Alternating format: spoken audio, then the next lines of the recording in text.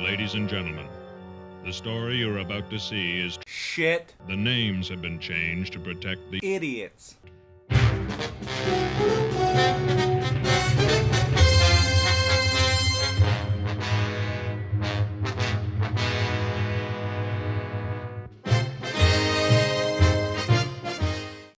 This video brought to you thanks to Chesterfield cigarettes.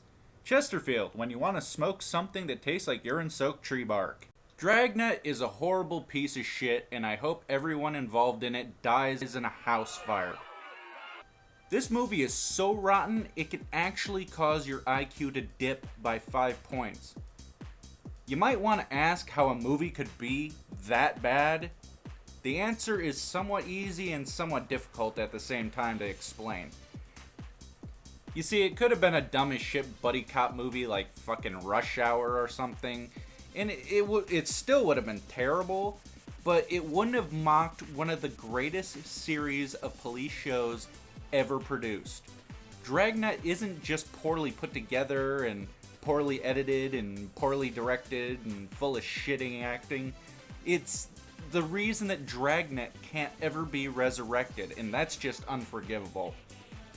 The Dragnet series started in 1949, just 4 short years after the Second World War. This radio broadcast series ran until 1957. A TV show premiered in 1951 and ran to 1959. It was picked up again 8 years later in 1967, ending in 1970. The Dragnet movie was released in 1987. However, it wouldn't be the last time they would try to bring the name back. They would try again in 1989, and it was canceled after 2 seasons. And they tried again in 2003 to bring it back, this time starring Al Bundy. It was shit-canned as well after 2 seasons. One season as Dragnet, and then a second season they renamed it LA Dragnet, probably trying to distance itself from the Dragnet name. However, the damage was done. This movie will always exist as a timeless bowel movement. You might inquire, "Excuse me, Mr. Opinionated Asshole, why is this movie so bad?" Well, let me explain it to you in revolting detail. The first thing they did wrong with this movie was the casting. Dan Aykroyd and Tom Hanks are both amazing actors. I'll even give them mad props for having amazing chemistry in this movie. The development from bitter partners who loathe each other to pretty good friends. This is pretty hard to accomplish, but these 2 guys actually pulled it off. So why are they miscast in this movie? Because they're just not convincing as law enforcement.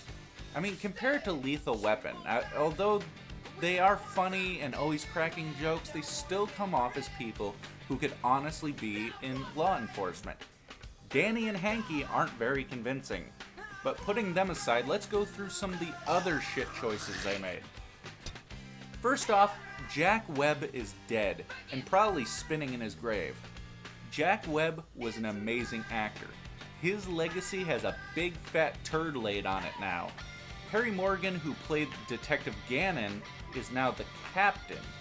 I guess he needed a career pick-me-up after the complete shitfest that was Aftermath. And then there was Alexandra Paul. What in the fuck is up with that helmet perm?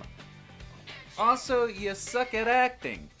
This is actually the same Alexandra Paul from Baywatch, where she played the enduring character of that other chick. And then there's Christopher Plummer. Now, Christopher Plummer is a good actor. You might remember him as Argonar from Skyrim. But this character is complete shit. The only saving grace in this movie is Jack O'Halloran as Emil Muzz. You might remember him from Superman 2 as Non. Non, non, non, non, non, non, non, non, non, non, non, non, non, non. Hey! That's about it, but he plays the role of a nut job, and he managed to pull it off pretty goddamn convincing, despite the terrible scripting. And who wrote this horrible piece of shit? Dan Aykroyd himself. Who in the fuck allowed this to happen? I mean, I have mixed feelings about this because I loved Dan Aykroyd in Ghostbusters, and Let me think. Oh yeah, Ghostbusters 2, before he lost his goddamn mind and started doing UFO shit. Speaking of him, let me go into his character in Tom Hanks's. Aykroyd plays the role of Detective Joe Friday. Now, this isn't the same Joe Friday from the 1960s television show. Thank God. That would be even more insulting. No. This Friday is the nephew and namesake of the original Joe Friday. Aykroyd tries and fails to emulate the character of Friday, but stupid, shitty directing makes it hard. You want to see how badly this movie is directed? Here's super conservative Joe Friday, lecturing Tom Hanks' character about his appearance, and he wants his partner to be serious, but he thinks that Tom Hanks is a fucking slob. So you think his character is going to be super serious. Then they stick in retarded slapstick moments like his feet getting run over by the car. Then there's Detective Pep Streebek. Like Marty McFly, he fits into the role of hip to be square. He'd rather eat a plate of fruit than a chili dog. He's silly and funny, and actually he's a pretty interesting character, but the character suffers due to the dumb, idiotic directing. Tom Hanks is amazing, but this movie is shit. So, the movie opens with the classic Dragnet type intro. City. Los Angeles, California. 465 square miles of constantly interfacing humanity, representing every race, color, creed, and persuasion. But God, no matter how he is worshipped, chose in his infinite wisdom to deposit here in the cultural nexus of the Pacific Rim. Same music from the old 1950s and 1960s television. Same serious intro monologue. You might think you're actually going to be seeing a movie that's based on the TV show. No, that's not gonna happen. It goes from the intro to a remix of the Dragnet theme as the camera pans across the badge.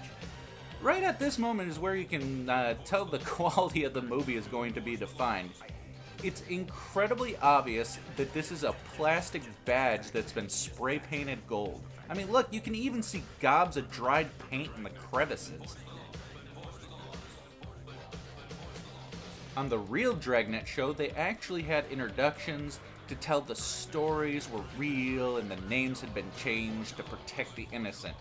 This moment in the movie is the exact moment where you realize just how terrible and unfunny this movie is going to be. Ladies and gentlemen, the story you are about to see is true. The names have been changed to protect the innocent. For example, George Baker is now called Sylvia Wyss. The opening scene is a bunch of fake firefighters destroying a porn magazine supply house. And then the first stupid moment happens. I see the fire! I see the fire! Good. When you wake up, tell Jerry Caesar he's out of business.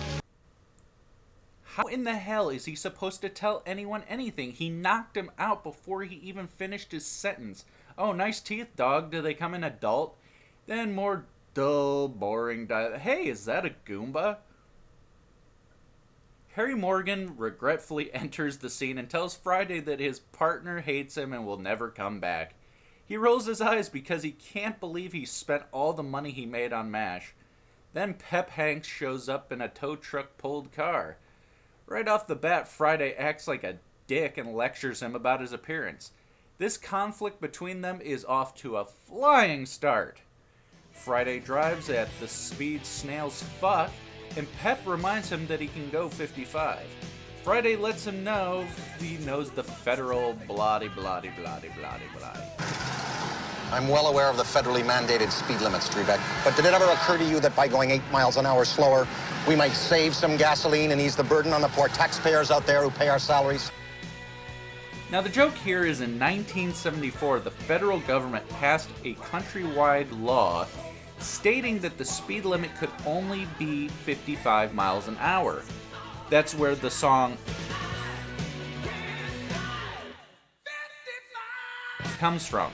It was because it was still active at that time and all the way up to 1995. I guess it was to save fuel or lives or some other horse shit. It's fucking stupid. They go to the zoo to cover stolen animals. A female lion with a mohawk glued on plays the role of a male lion whose mane has been shaved off. And they're off to visit the owner of the magazines that were burnt. And this happens. Oh, thank God. Vibrator repair. Yeah, because that's totally what they would say over the mic rather than, hello, who's there? I mean, fucking Christ. Vibrators are cheap, shitty plastic. If they break, you toss them. You don't have them repaired. In fact, that idea is actually kind of disgusting and gross.